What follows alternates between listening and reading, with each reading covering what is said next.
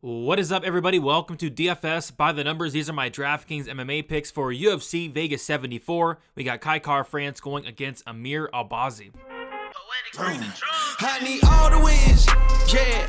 Harder than all that is. You better move, you might get knocked out. Knocked out. You better move, you might get knocked out. Knocked out. You better move, you might get knocked out. Knocked out.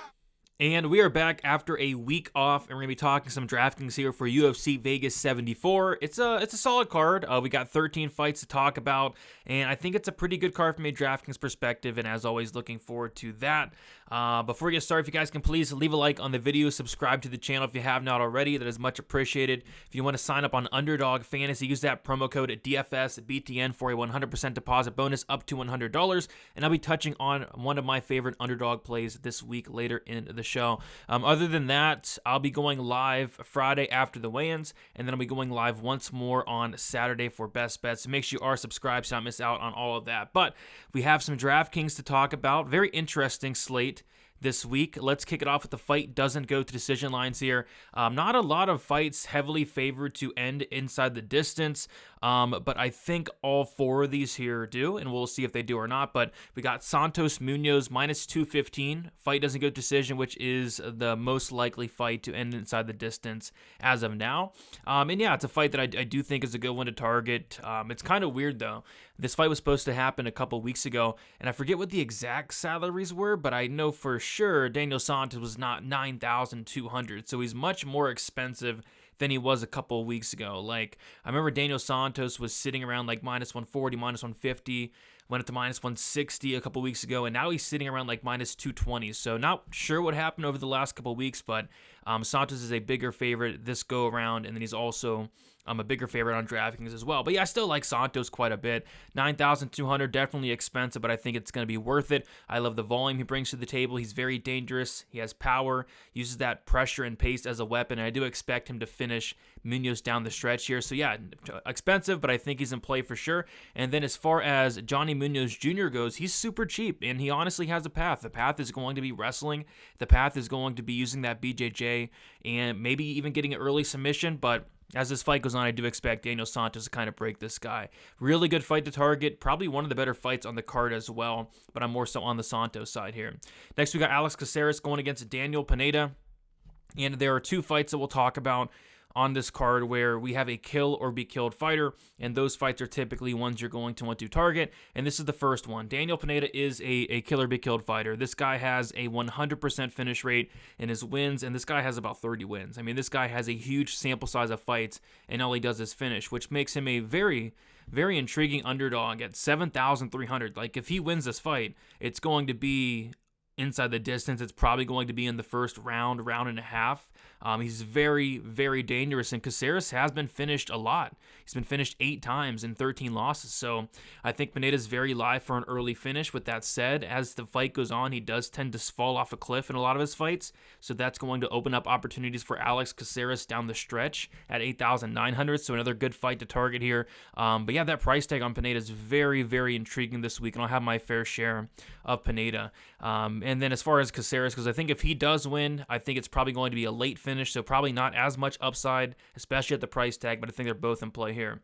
Next we have, speaking of killer be killed, we had another killer be killed fighter in Karina Silva, 19 fights, 18 of them finishing inside the distance. Karina Silva, another fighter on the card with a 100% finish rate. So Pineda was 7,300, which was very cheap. Karina Silva is not cheap at all. She's actually the most expensive fighter on the card, 9,300. I'm still going to have my fair share. I think she's very dangerous, whether it's on the feet. I think she has power. She can hurt her opponent. And if this fight hits the mat, she's very slick on the mat. Lots of submission wins when this fight does hit the ground. So love me some Karina Silva. The price is very expensive, but I do think if she wins this fight, it's probably in the first or second round. As far as Ketlin Souza goes, 6,900. I think she could be somewhat sneaky just due to the fact, kind of like Pineda, like if this fight gets extended, I do have my concerns about Karina Silva and her cardio, so maybe Ketlin Souza is live for a late finish, and if she does get that late finish at 6,900, she's probably looking good there. But I'm more so on the Silva side in this one at 9,300. And then we get the main event. We got Kai Kara-France going against Amir Albazi, a fight that I do think has potential to finish on both sides. Kai Kara-France has a lot of knockout power. Albazi has knockout power, and then Albazi has a submission game. From a DraftKings perspective, so as far as a straight pick goes, I'm picking Kai Kara-France. I like the experience. I like the takedown defense. But from a DraftKings perspective, I think it's a little bit different because Kai Kara-France, he doesn't have any grappling upside, whereas Amir Albazi, he does, and he has a lot of it. Like if Albazi wins this fight, it's probably going to be, implementing takedowns, potentially getting a submission. And on top of that, Kai Kara-France has been finished 6 times, whereas Albazi has never been finished. So I think from a DraftKings perspective, I'm more so on the Albazi side. And on top of that, he's 200 cheaper. So not only does he actually have grappling upside, unlike Kai Kara-France, he's 200 cheaper as well. So, but I'm going to have a lot of this fight regardless. I'm probably going to have slightly, like ever so slightly more Albazi because of the grappling upside, but I'm going to have my fair share of Kai Kara-France as well. Another fight that I think can very well finish this week. Let's get into our core plays. We touched on Daniel Santos a little bit. Not in love with the price tag, but this is a guy that's going to put a pace on you. We saw what he did to John Castaneda, just went out there and just broke the guy. He's relentless, he's aggressive, and that's what you want. So yeah, I think he can absolutely go out there. If he gets taken down by Munoz, get right back up, get in his face, pressure him, break him, and finish him down the stretch in that second or third round. So love me some Santos, 9,200. This is where the slate gets very, very interesting. When's the last time we saw somebody at minus 400 to minus 500 at 6,700 on DraftKings? So Jamie Mullarkey was supposed to fight Guram Kudetsaladze. Guram had to pull out. In steps Muhammad Naimov, who is a featherweight, taking this fight on very short notice, couple day notice, up a weight class. And I'll be honest, I'm not too impressed with Naimov. I know some people like this guy, but I remember going and watching his Contender Series fight against Colin England. I did not like how his cardio looked. I did not like how his ground game looked. And I think Mullarkey, not only is he going to be on a full camp, not only is he a actual lightweight, much, much bigger than Naimov, but he's going to have a wrestling advantage. So I think Mullarkey not only wins this fight, but puts up a very big score as well. Wrestling upside, late finish upside, especially if Naimov comes in here not 100%, not ready to go, not on a full camp, on a couple days notice. Like I think Mullarkey can absolutely finish him down the stretch. So 6,700, he's going to be the most popular play on the board, but for a very good reason. I would not try to get sneaky and fade Mullarkey this week. Maybe in a couple line, maybe he goes out there and puts up a bad score like he did last time, but I think stylistically this is a matchup where he does score very well. Moving on, Amir Albazi, 8,000. Like I said, it's very close between Albazi and Kai Kara-France for me. I slightly lean Albazi from a DraftKings perspective. With the wrestling upside, I think he has power in his hands. He has the grappling submission upside as well, and then he's 200 cheaper. I'm going to be, I don't know if I'm going to be 100% owned on this main event, but pretty close to it, I'd say, with a very, very ever so slight lean on the Albazi side. Tim Elliott, 9,000. So this is a fight where there's a lot of narrative things behind the scenes, but stylistically, and Tim Elliott's somebody you always want to target on DraftKings, especially when he gets these like step downs in competition. Victor Altamirano, on paper, he does have a very impressive takedown defense at 74%, but I don't think his takedown defense is that great. I've seen him taken down very, very easily before on the Contender Series. I think he was fighting Carlos Candelaria, was able to take him down, like no resistance whatsoever. Altamirano does have a very good get-up game, which is only going to lead to more Tim Elliott takedowns. The question I have for Tim Elliott is, is the cardio going to hold up? How is this training camp? The whole Gino Mazzani stuff, the whole him moving out of James Krause's gym, like a lot of stuff going on behind the scenes with Tim Elliott. But if he shows up ready to go, cardio checks out, I think Elliott has one of the highest ceilings on the slate this week. But it's the narrative thing that kind of scares me a little bit away from Elliott. But I think he has a ton of upside. Moving on to the GBP plays here. We talked about Karina Silva a little bit, 9,300, 100% finish rate, dangerous on the feet, on the mat, taking on Ketlin Souza, who I'm not sure is UFC caliber or not. I think we're going to find out very soon whether Ketlin Souza is UFC caliber. Wasn't too impressed with her. But yeah, Silva 100% finish rate, and Souza's been finished in 100% of her losses. 2 losses by knockout does Souza, and then Souza also has been submitted before. So there's going to be paths for Silva to go out there and either knock out Souza, hurt her with something on the feet, get her down to the mat, submit her, or just, take her down and submit her on the ground as well. So I think there's a lot of opportunities for Silva to go out there and get a finish in this matchup. Kai Kara-France, 8,200, definitely in play here. I love the volume from Kai Kara-France, the power of Kai Kara-France. If he's able to stuff the takedowns, keep this on the feet, he could potentially land a big shot. So Albazi's never been knocked out before, but I have seen him dropped multiple times in fights. So I think the knockout could very well be on the table here for France. And like I said, it's a good fight to target, especially at these price tags. France, 8,200, Albazi, 8,000. 5-round fight to work with, cheap price tags. I think it's a fight that does have a good opportunity to find its way onto the optimal lineup this week. Alex Caceres, 8,900, another guy that I think is very much in play, going against Daniel Pineda here. The only thing I don't like about Caceres is I don't see him finishing Pineda early. I mean, maybe he can finish Pineda early. I kind of think it's going to be late second round, maybe third round for Alex Caceres. So if he does go out there and get a third round finish, how well is he going to score? But I still think he's in play. I still think he's in play for a finish here. And 8,900, I don't think it's too bad for some Caceres. Elizeu Zaleski dos Santos, who is 8,300. I think he has all the finishing upside in this matchup. So I see this matchup playing out one of two ways. Either Nurmagomedov goes out there, mixes in takedowns, gets several takedowns, wins minutes on the ground, controls Dos Santos.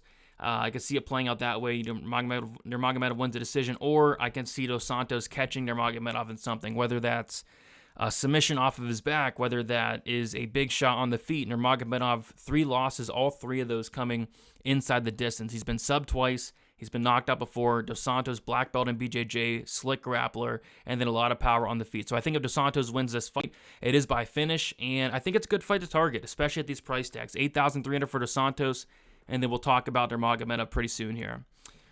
All right, let's get into the underdog play of the week. Let's see if we can get this one. It's scary. It's scary with Junior Fry, but if you guys want to sign up on Underdog Fantasy, use that promo code DFSBTN for a 100% deposit bonus up to $100. And a play that did jump out to me this week was the Junior Fry higher than 0.5 takedowns. And it's because, if she doesn't wrestle, something's wrong. I mean, I don't see why she wouldn't go out there and wrestle. Elise Reed has a clear hole in her game.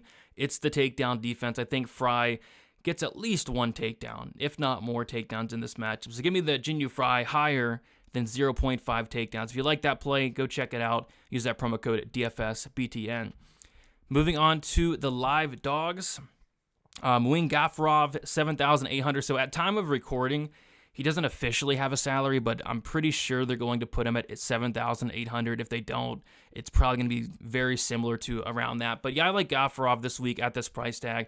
Gafurov, very good finisher. 18 wins for Gafurov, 17 coming inside the distance. The one concern I have about Gafurov this week is he's taken this fight on short notice. So full camp Gafurov, I mean, I'm all over him. It's just, what's he going to look like on short notice? Has he been training? This and that, question marks that are going to be answered. But if his cardio holds up, I think it's a very winnable matchup for him. He has power on the feet. He's dangerous. He can wrestle. He can wrestle very good. He can grapple. Very high on Gafurov, but the short notice aspect of things would be the one thing that scares me. But I still think he's in play at this underdog price tag. Abubakar Nurmagomedov, 7,900. Yeah, I don't mind Nurmagomedov on DK. Like I said, I think it's a good fight to target overall. Whereas where with Nurmagomedov, if he wins, expect takedowns. I think Dos Santos can absolutely be taken down. And kind of like Altamirano, I think Dos Santos, he can be taken down, and then he can get right back up. Like his get-up game is very, very good. So I could see a scenario where Nurmagomedov goes out there and gets 5, 6, 7 takedowns in this fight in a win, and puts up a very, very respectable score at 7,900. I don't think he finishes Dos Santos at all, but I think he can go out there, get some control time takedowns in a win, and put up a very solid score at this underdog price tag. Philippe Lins, 7,400.